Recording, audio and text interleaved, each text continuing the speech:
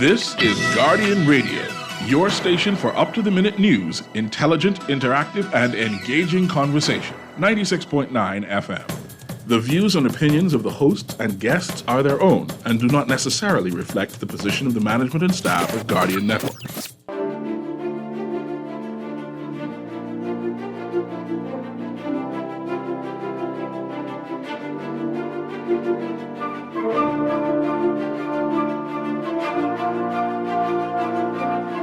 Welcome to the Doctors In with me, Dr. Denotha Archer Cartwright. I want to thank you for tuning in tonight. Wow, okay, I seem to be on my phone on both here and there.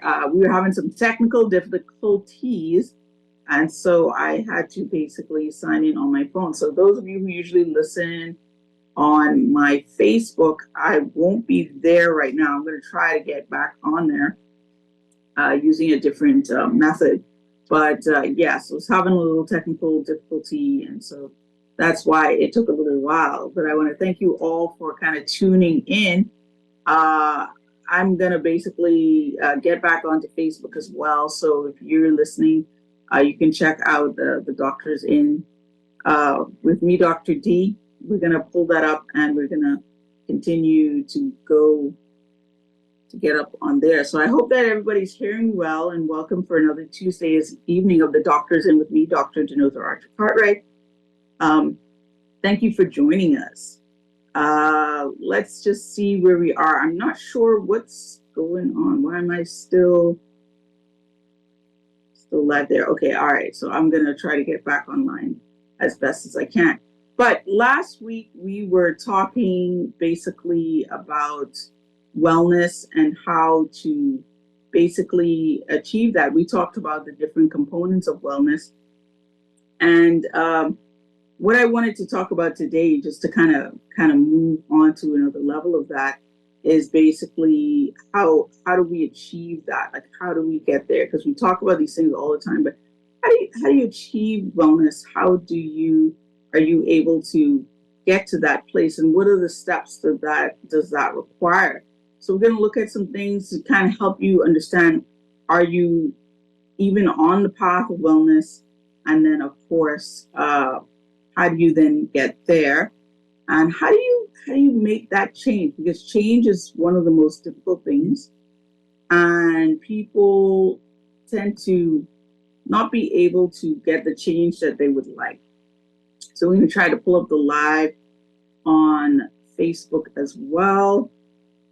I'm not used to doing it on my computer, so it's going to take a little bit for those of you who are used to listening on Facebook. I usually do this from my phone, so it's going to be a little bit different, but we're going to try and get there. All right. Okay. So for those of you, thank you for tuning in to the Doctors In with me, Dr. D, family medicine specialist. We're talking about wellness. It's kind of like an ongoing thing that we've been talking about. And I just hope everybody can tune in tonight and kind of like go through the steps of what I think that we should be doing in terms of wellness. And then we can kind of go from there. I'm trying to get this live video up on the thing, but I don't seem to be super successful with this, but I'm going to keep trying. So I want to talk about, so we talked about last week what wellness is, and that it, in a sense, it's a deeper level. It's beyond just health, which is the lack of disease, but it's kind of the optimization of that health in all the different areas that we would have discussed, both physical and spiritual, economical or financial, mental, all of those different aspects that we have in our lives. So as we get started, I want to, Roots of Resiliency has a really great kind of little fun thing that everyone can kind of do at home to determine if they're on their way to wellness. And so this takes just a little while, and we'll go through it. And really, they just lay out 21 kind of key things that if you're kind of doing these things, then you would be basically on your way to wellness. So you will be doing the steps for wellness. So there's 21 of these, and you can sit at home and kind of score yourself. And from there, you can kind of see, if you are actually on your way or not. So I'm going to lay out the 21 things. You kind of look and see, are these things that you're implementing in your life, right? Are you doing that? Are you doing those particular things? And so that is going to be super important for you to look at. So I think, if I'm not mistaken, our live should be up. So I hope you guys are hearing me there as well as here. Okay, great. So there we go. So we're all ready to go now. So sorry about all of that, all these technical difficulties, but we're in the computer age. Of course, our program is brought to you by Medical Concierge Services for all your medical health need. We are a primary care clinic. We do NHI, and we just expanded our coverage. So if you want to join up, you're going to give us a call, 326-1521, 376-3911. You can also find us at our website, mcsfamilymedicine.com. We're on Facebook and on Instagram. And if you're looking for us on Instagram, it's medical_concierge_services. So people ask, what is the concierge part? Well, we do have concierge services. So if you need us to come to you, we can do that for you. And we have a lot of other specialty services. And we will be onboarding some new services coming this fall. So look out for that. Stay with our website, our Facebook group, or you can give us a call. And of course, our WhatsApp number, 432-4010. So these 21 things, if you can tick them off, you're on your way to wellness. So the first one relates to exercise. Are you getting 30 plus minutes of physical activity at least 4 to 5 times per week? That's going to be one of the number one things in that wellness spot. The next one that was put out there was, do you have daily time for prayer or meditation? Do you take time out to just take a quiet moment and kind of, reflect and go over your time with yourself? Do you get an opportunity to read for fun and relaxation? It would be number 3. Do you get to volunteer? Because that's a really important part of our social health. Do you try to eat healthy and a well-balanced diet? Are you keeping a list of your financial goals? Because remember, finance is a part of that overall wellness equation. And do you participate in professional development opportunities? Has healthy strategies for coping? Have you formed any healthy strategies for coping with stress? So some people don't find positive ways of dealing with stress, and that can definitely affect their health. So you really want to have those positive coping mechanisms in place. Have you invested in building close friendships? Very important for our social health. Have you dealt with loss in a healthy manner? That's a super, super important. We're in a time where there is a lot of loss, and people are dealing with it in different ways. So, I have patients that come in all the time and they've lost a mother, a brother, an uncle, and a lot of this seems to be happening a lot closer to one another lately. So you have grief on top of grief. So I don't think we talk about it enough, how important it is to have support and know how to deal with loss in a healthy manner. Because grief can actually go into a form of depression if it's not kind of dealt with properly, if it lingers more than about 12 months. And so this can also really affect your health. Are you involved in a club or a sports group? That's super important. Do you read inspirational literature? So are you going to keep positive? Do you play like a musical instrument? Do you schedule breaks throughout the day? So do you just, take some time off from maybe a busy schedule and just take a break? Are you getting 6 to 8 hours of sleep every night? That is a problem for a lot of people. I really enjoy sleeping, so I do get my sleep at least 8 hours. So, but for a lot of people, I hear a lot of people saying that they're only sleeping 4 hours a night. So that can be pretty rough on your body, especially if you're feeling that you're tired or fatigued in the daytime. Are you maintaining a financial saving for the future? This is very tumultuous times. And I was listening to the news today and they were talking about the rate of inflation and how inflation is actually changing from month to month. So just within the last month, inflation has gone up 0.6%. Before that, it was 1%. So people aren't getting a raise every month. And so the cost of living is really, really kind of skyrocketing, and financial savings and future investments, all this type of stuff becoming super important. I think we're in a dangerous place as a community where we don't have a lot of savings. So be mindful of that. And if you're not in a good situation, it's a great time to plan. Smiles and laugh most days. Are you happy? Are you happy most days? That's a sign of wellness, definitely. Pursuing ongoing education. So this can be in a lot of different forms. You don't have to be trying to get a college degree or a PhD, but if you're always trying to learn, always trying to pursue more knowledge, this brings you closer to kind of educational stability, and knowledge is always a good thing. So that's a really good one. So making time for play, you gotta have fun sometime. Spending time in nature. And finally, number 21, has a positive relationship with your body. Do you love your body? Are you comfortable in the skin that you're in? These are all telltale signs. If you're hitting all these boxes and you're saying yes, yes, yes, then you are either, on the path to wellness or you're there, but definitely, that is, you're in a positive space.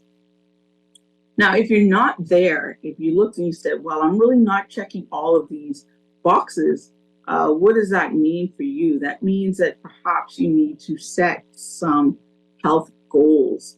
So you need to develop an effective plan to support your personal goals and enhance your resilience. And we're going to go through those steps and what that looks like and how it takes.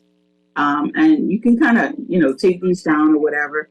I teach a lot of this stuff to my patients as we go along. But I'm bringing it to you guys tonight. So step one, identify the behavior that you want to change. So how do you want to enhance your resilience? When you're planning healthy change, it is best to start very simple and build from there as you become more familiar with the process. So remember, change takes a lot of time. It takes a lot of effort.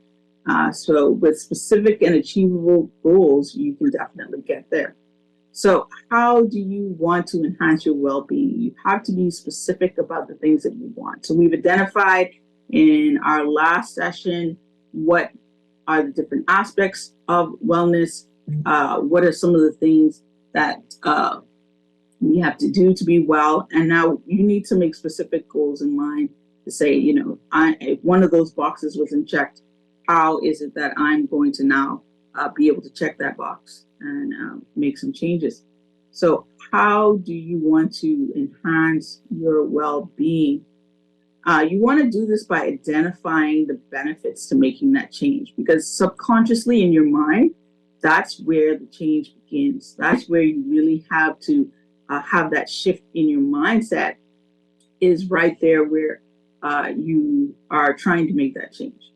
And so you want to identify the benefits for that change. So knowing why you're making the change is going to help and boost motivation, especially on those days when change seems extremely hard.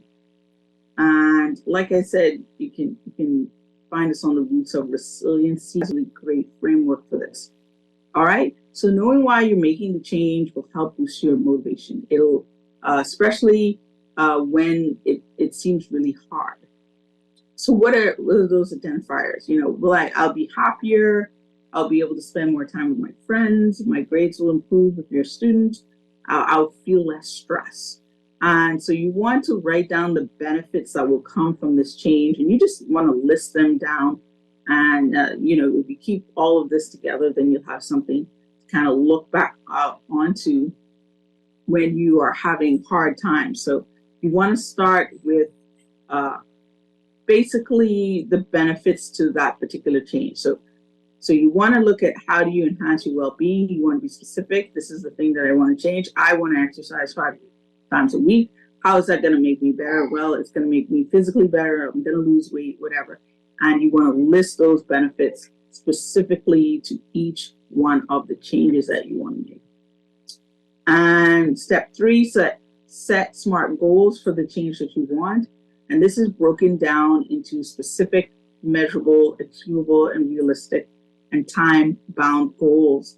And this makes it more likely that you're going to actually achieve your goal. So the longer-term goals may be broader in the sense of what you want, whereas your shorter-term goals are going to be a lot more specific. Breaking longer-term goals into smaller ones also make them really manageable, and you will be able to increase the likelihood of success. So if you make a really broad goal, you want to break that down into smaller goals and then kind of do those over time. An example of that I will develop a more balanced lifestyle by participating in regular physical activity. You want to identify your longer-term goal. And next, you want to identify short-term goals that will help you reach the long-term goal. So, for example, I will prepare my workout clothes for the next day before I go to bed. I will create a schedule for my physical activity for each week, including 4 activities per week of 30 minutes of exercise. So be very specific about those things. And I love lists and goals and stuff. So this kind of stuff kind of works for me. Sometimes I do it in my head. Sometimes I write it in my iPhone, my iPad, right? And some of this is adapted from the National Wellness Institute's 2009, Making Wellness Work for You, 3rd edition. So some of those points are coming out of there. And so over the next week, another goal you can say is over the next week, I will research at least one new physical activity I can include into my schedule so that you're planning kind of for the future.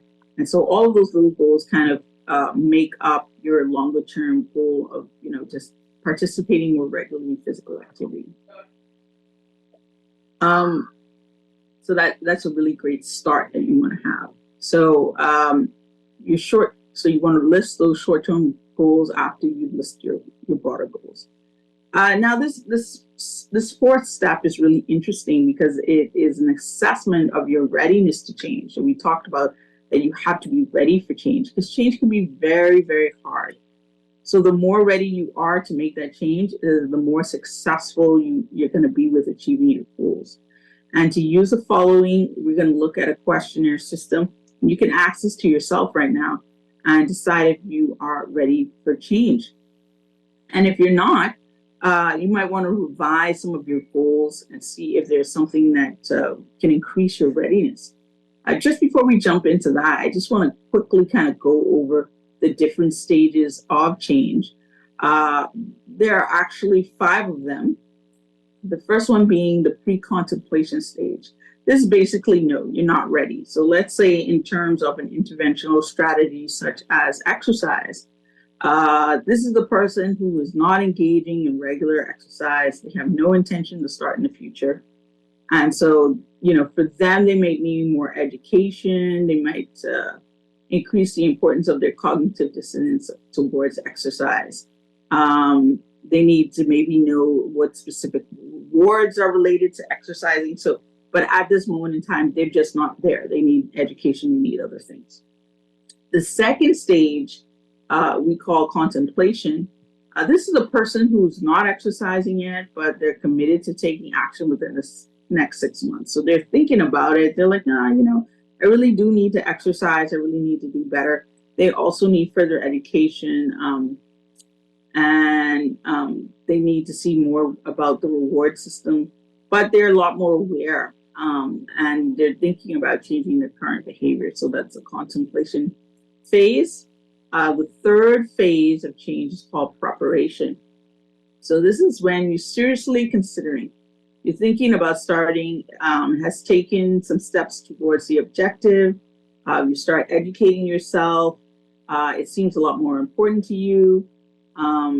You can understand what the rewards may be, and there's a lot of persistent visual feedback of your awareness. You're always thinking about it, and you're looking at your behaviors and your patterns, and kind of seeking out how to change those things. Number 4 in your stages of change.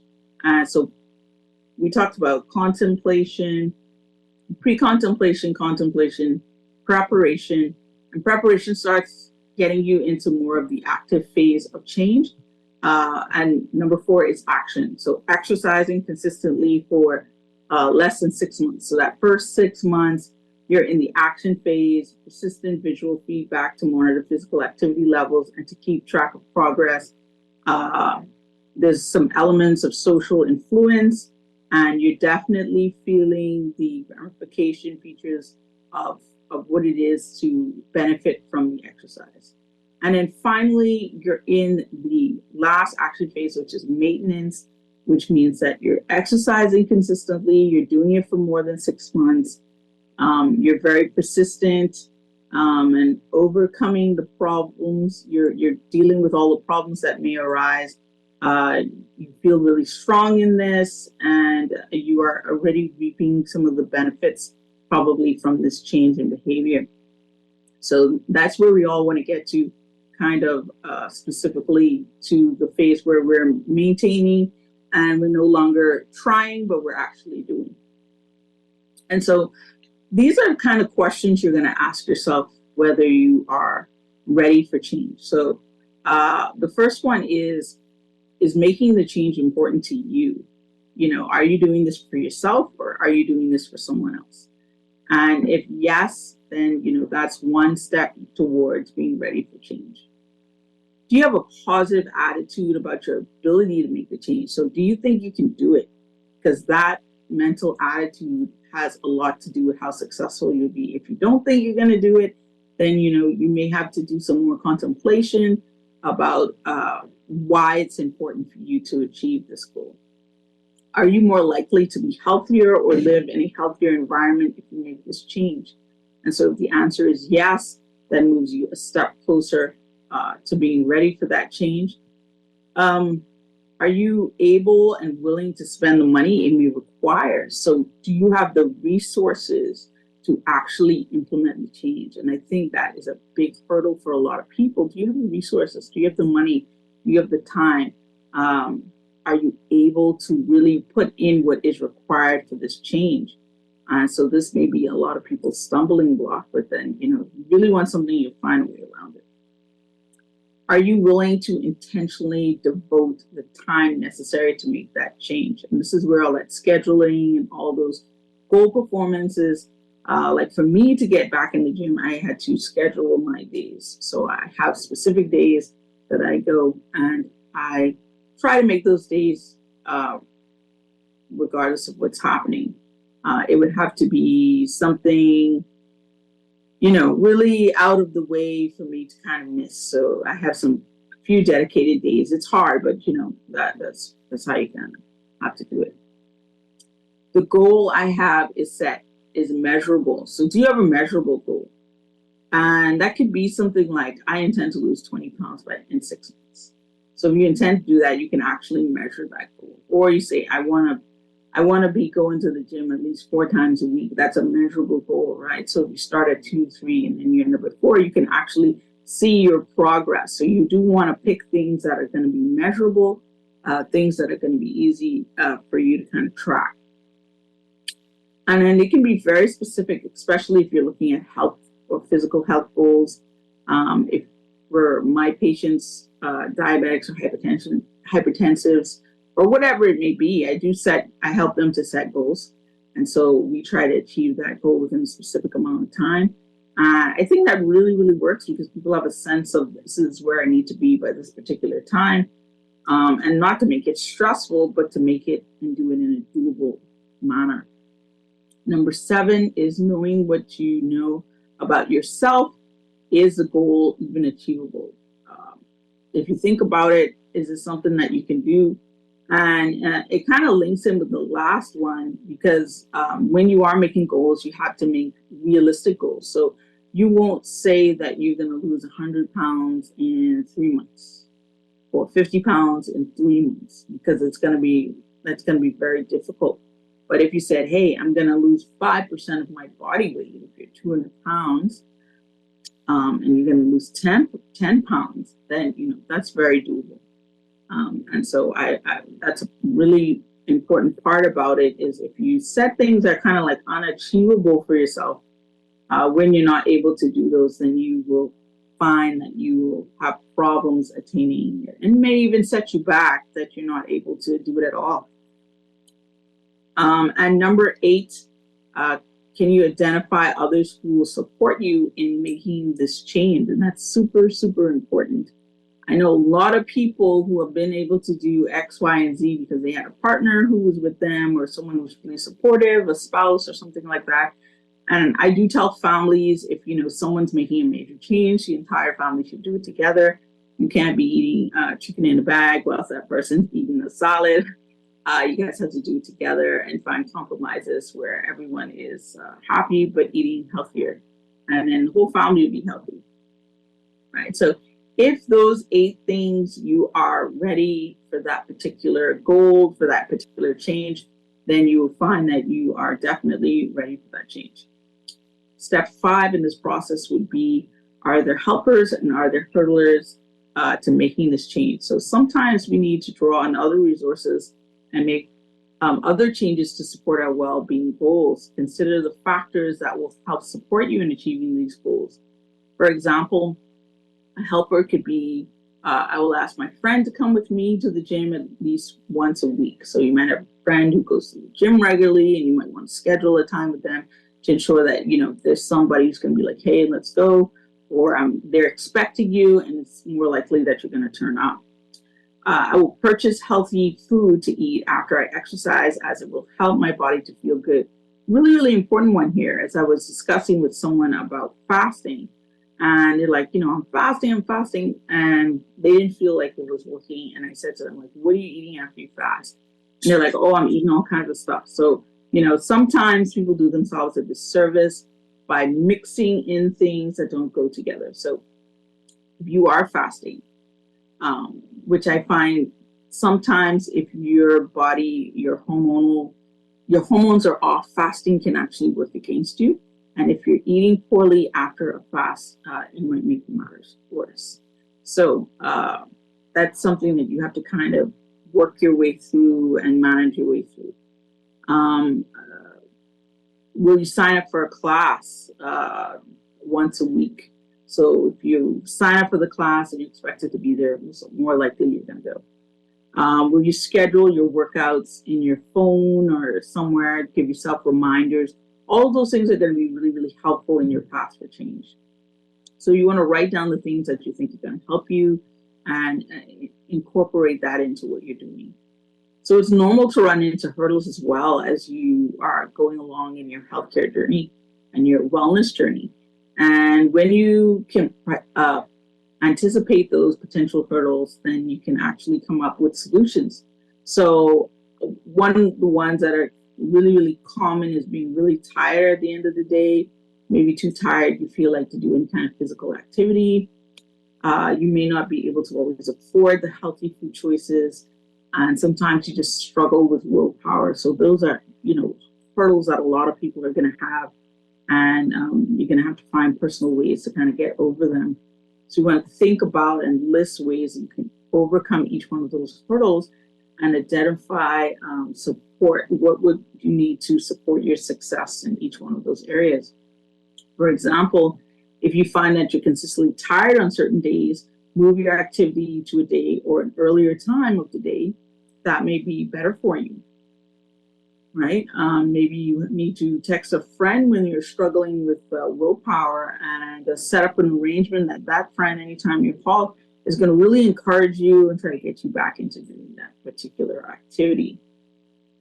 So you want to list those solutions and kind of have them handy in case you forget them.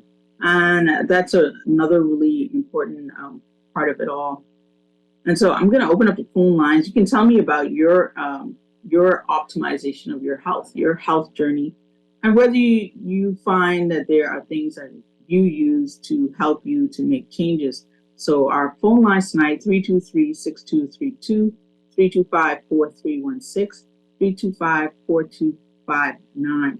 We're talking about how to make that change, how to make those first few steps in order to get yourself where you need to be, not just in health, but also to the next degree of wellness. So step 6 in all of this is setting yourself up for success by modifying your surroundings. The people and things around you can definitely influence the way that you walk through life, and they may also affect your new goals. And you may fall back to some of your old habits if you're still doing the same routines. So the more supportive your surroundings are, the greater likelihood of your success. You want to consider the people in your life and how they may impact you. Will they enhance and support what you're doing, or will they be a hindrance? So, for examples, and it's not just people, it's just environments in general. Keeping healthy foods in the fridge, in the cupboard. Don't buy junk food, right? So if the cookies are in the cupboard, you're probably going to eat them, right? So having the willpower to just not get them at all. And then, and I always think of it as like that becomes like a treat. If you really, really like cookies, and when you're out and there's nothing else, or you're at a party, then you can have that because, you're not having it in the house. And not to like go crazy when you have those, but there's a lot of discipline and wellness. So set up an accountability agreement with a friend to support physical activity goals. So how will you build a supportive environment and social network to enhance the success of your goals? You can also write that down and kind of figure out what that's going to look like. Step 7 in our plan is definitely to reward yourself. So if you have a reward system, and our brains tend to work like that, if we get rewards for certain behavior, we get conditioned to do that particular behavior. So rewards help to enhance our motivation and support our intentionality of change. Choosing enjoyable and positive rewards to celebrate achievements of your short-term and your long-term goals are going to be super important. Remember, you have to be okay not having or using the reward if you do not achieve your goal. Here are a few of the hints for that. So you want to reward yourself as soon as possible after completing a goal. You want to make sure that your rewards are meaningful to you, and it's okay to adjust or change those rewards throughout the process. You want to reward yourself more frequently earlier on in making the change, and as the change becomes more established, you can reduce the frequency of those rewards, and you can use more positive encouragement in addition to external rewards. So you want to make a list of what kind of things you may want to reward yourself for with short-term goals, and you want to list a reward for accomplishing your long-term goals. So if you have an overall goal, you can save the big prize for then. And then, of course, if you have a lot of shorter-term goals, you're going to have like smaller things that you're going to do for yourself. And rewards are going to be things that are going to be important to you. For example, if you've been spending more time exercising, maybe in the evening or during the time when you watch your favorite show, and you'll take 40 minutes before bed to maybe watch a show or do some Netflixing or whatever you want to do. Or you may say you want to treat yourself to a spa day or a pedicure after hitting a particular goal, set maybe a weight goal or an exercise goal, or even, something self-sustaining,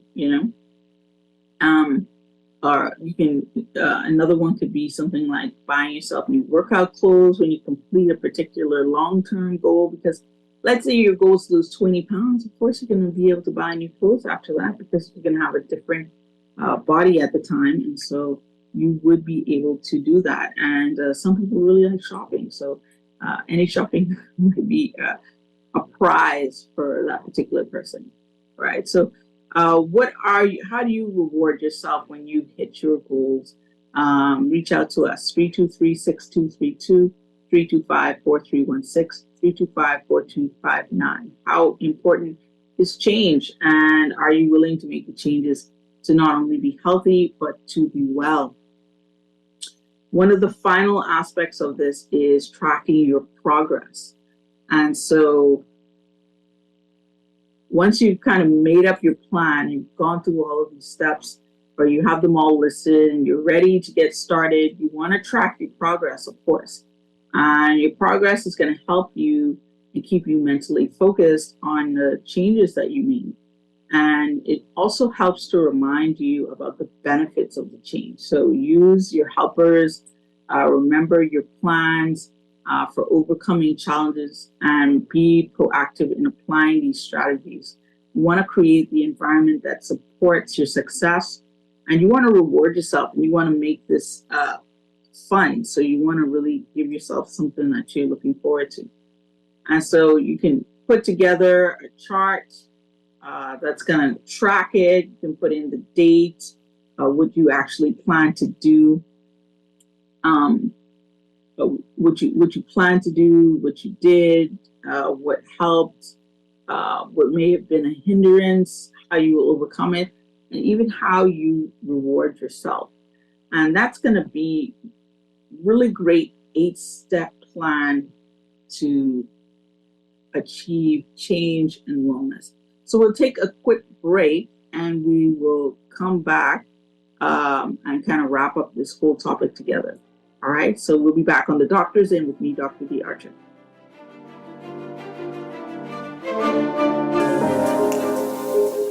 Love the show? Want to give your support? Become a sponsor today. Call 302-2300 for our rates and packages. That's 302-2300. Become a sponsor on Guardian Radio 96.9 FM. Fresh news, smart talk, all day. Always on the go? Missed the show? You can now listen to Guardian Radio talk shows anytime, anywhere on Spotify and YouTube by searching Guardian Radio 96.9 FM or by entering the name of your favorite show. You can also listen by logging on to GuardianTalkRadio.com and clicking on the podcast tab. Guardian Radio, continuing to provide you with fresh news and smart talk anywhere, anytime, all day. This is Guardian Radio 96.9 FM. Fresh news, smart talk, all day.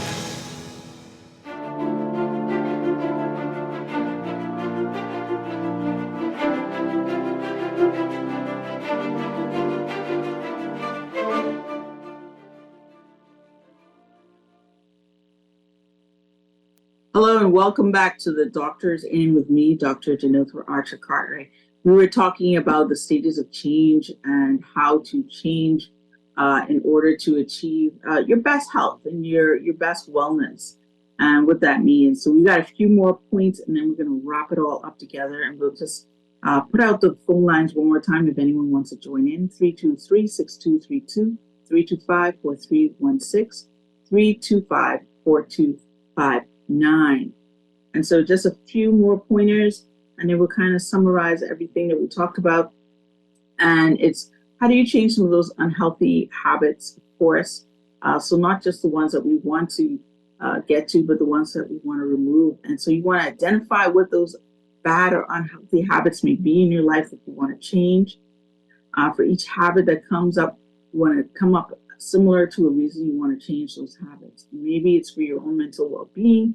And so you want to be around to play with your grandchildren. You want to change your health dynamics so that, you can do the things that you want to do. And so it's a very similar setup to making those positive changes and also, removing some of these things from our lives. We talked about accountability. So you want to hold yourself accountable for making those changes. You don't want to blame others or a lack of time for not being able to make the change or to change your bad habit. Just like you would hold yourself accountable if you made a promise to yourself or to anyone else. You want to move any of those negative triggers. We talked about the environment that you may be in. So you want to remove the negative triggers in your life. If social media is making you feel bad about yourself, you may just want to get off. If it's drinking alcohol that you crave, a cigarette, or take a break from the alcohol. You probably already know what's triggering you, what's causing all these bad habits, and you need to find ways to basically avoid those triggers that lead you into doing the things that kind of the opposite of your goal. And you want to believe that you can change. So half the battle is finding success. And it's telling yourself that you can do something. So you want to ignore any negative self-talk and replace it with visualization of your success and the things that you really want to change. You want to know that it will take time and you might have setbacks. And that doesn't mean that all is lost. You have to build the momentum on top of those things because change is not easy. And there might be days when you just fail. You just don't do the things that you set out to do. It's how you deal with that that's going to make a really big difference. So instead of letting that failure win, you just continue working hard. And you may just have to work harder for another few days to get back to where you need to be. And this happens a lot, especially when you make progress, you lose 5 or 10 pounds, and then all of a sudden you're back in those unhealthy habits. That is the time where you got to pull yourself up and say, I'm going to work even harder. Make a plan, like we talked about, and we'll mention those 8 steps all over again. But, you start with the baby steps. You start with something small. You're not going to go from not working out to 4 or 5 times a week. You might have to start twice a week. You might have to increase that to 3 times a week, 4 times a week over time. So create your schedule, get on that, start working that. And eventually you'll find that it just becomes habit. So your new healthy lifestyle should also have tasks and plans to follow, as we talked about. And goal setting is so important to come up with a healthy lifestyle because that's going to really be the Kickstarter. Setting your goals gives you something to work for and helps you to keep motivated to work hard. So by setting goals for yourself, you give yourself something to focus on. Additionally, goals allow you to measure your progress and see how far you've gotten and all the things that you have been able to achieve. So when setting your goals, be realistic with yourself. If you want to quit smoking, if you want to lose 50 pounds, if you want to run a marathon, it's not going to happen overnight. And it might not even happen for a few months or even for a year. So not reaching those goals may seem discouraging and cause you to want to give up altogether. But instead, start small, focus on one goal at a time, and try to avoid overwhelming yourself. If you want to lose weight, make small goals on how to do it, such as working out at least 3 times a week, adding more vegetables to your plate when you want seconds, keeping a journal or tracking it on your phone makes sure that achieving those small goals weekly. And there are a lot of great apps out there too that help you to kind of track what you're doing. So you can find one that works really well for you. And then, there's all different kinds of stuff there. And when those goals become a part of your weekly routine, adding smaller goals such as only eating out twice a month or adding a weightlifting class to your routine. And these small goals are much easier to achieve than your much bigger goal. And then, there's some basic things that you really need to just kind of cut out of your life, like quitting smoking, eating more vegetables, walking every day. You make that a part of it. And, with doing all of this, you also have to ensure that your mental health is also extremely important. So you want to write down something you are grateful for every day. You want to go on walks by yourself or with someone that you really care about. You want to do something small for someone else who may not expect it. You want to allow yourself to sleep. Sleep is super important for your mental health. You want to take a break and go outside. Being in nature and in outside environments is really healthy for you. You want to try new healthy recipes and share it with someone. Color, paint, write, do something creative and share it with other people. You want to put down your cell phone, and just get away from technology. Sometimes it's just really healthy because, we've become so dependent on our technology these days that we don't take time away for it. And we're kind of fixated because a lot of the stuff that we do is on the phones or on the computers. And so that's a part of it. It's another cool idea. Be a tourist in your own town. I don't know. A lot of things are changing downtown. Just get up one day, take a stroll, and be a tourist in your own town. We are a tourist destination, so give yourself a Bahamian staycation. You want to break up your normal routine and you want to do something spontaneous. It's always good to try new things. And so that is really helpful for your mental health and it helps with your continual growth and education. You want to try a new exercise such as kayaking or skiing or doing something out of the range, or even here they have a lot of different things here like dragon boat racing. Do something different. Try something different out of the box. Sometimes just working out or walking can get really maintained. I really find that I do better if I'm doing sport. I haven't been doing a sport for a really long time, but it was what really worked for me when I was younger, especially. So being involved in some type of sporting activity or just changing up your routine in general, because sometimes even your muscles and your body gets used to a certain routine and you have to mix it up to kind of like make changes in your metabolism. Try meditating and being mindful, prayer, and volunteering for a local charity. So if you have the time, it's always good to give some of that time back by being a part of a charity or an organization that's going to give back. And that leads into the 21 things that we talked about in the very beginning. Really did touch on those things.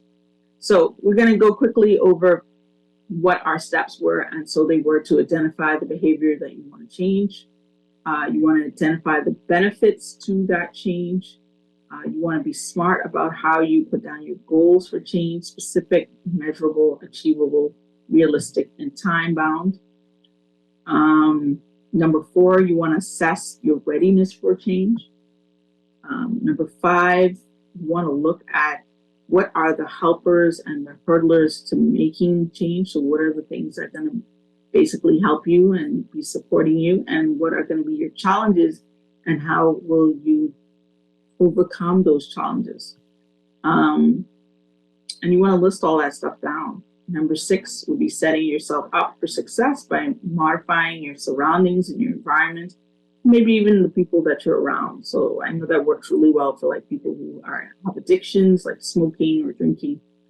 Sometimes you have to be away from the people that trigger you to do those things. You have to plan your rewards in advance. So have rewards set up for both your short-term and your long-term goals. And of course, you want to track your progress. You want to know exactly what you're doing over time and be able to go back and look at some of those measurable and tangible goals. So that is pretty much a strategy for change and how to make the changes so that you can develop wellness in your life. And I hope that that all was extremely helpful for you guys. And for more information, or if you need to do a session with us at our clinic, you can give us a call. Of course, brought to you by Medical Concierge Services for all your medical healthcare needs. You can reach us. We're in Collins Avenue in the Bahamas Heart Center at 326-1521. Our WhatsApp line, especially if you want to sign up for our NHI program, is 432-4010. Always get that one a little mixed up. But that's the WhatsApp line. So if you just want to WhatsApp us your information, you just need your NIB card information. If you want to join up the NHI program with us. And of course, you can check us out on our website or on Facebook or Instagram. So that's our program for you tonight. I hope it was helpful and you were able to kind of decide at least on the 5 steps of change where you may be. Are you in pre-contemplation? Are you contemplation? Are you thinking about it? Are you not thinking about it? Are you ready to take action? Or are you really there? Are you in that maintenance phase and you just need to keep your encouragement up? So we are always here to help you whatever stage you may be in. So keep encouraged that you are going to be successful on your health journey. I always say try to first achieve health, and then the next step in health is wellness, because you need to be well-rounded in your health. And I do believe in balance. And I think once you find balance in life, you find happiness, you find success. It's just another level of growth in your life. And it all plays in, like we say, into Maslow's hierarchy. Once you've got your basic needs kind of settled, you can start moving to higher levels of both health and wellness and life. So thank you guys for listening to me, Dr. D. Archer, tonight. on all this wellness stuff. We'll be back next week, Tuesday, on Guardian Radio 96.9 for another exciting show on all things health, wellness, and things that pertain to the Bahamian society. Thank you for tuning in. Good night.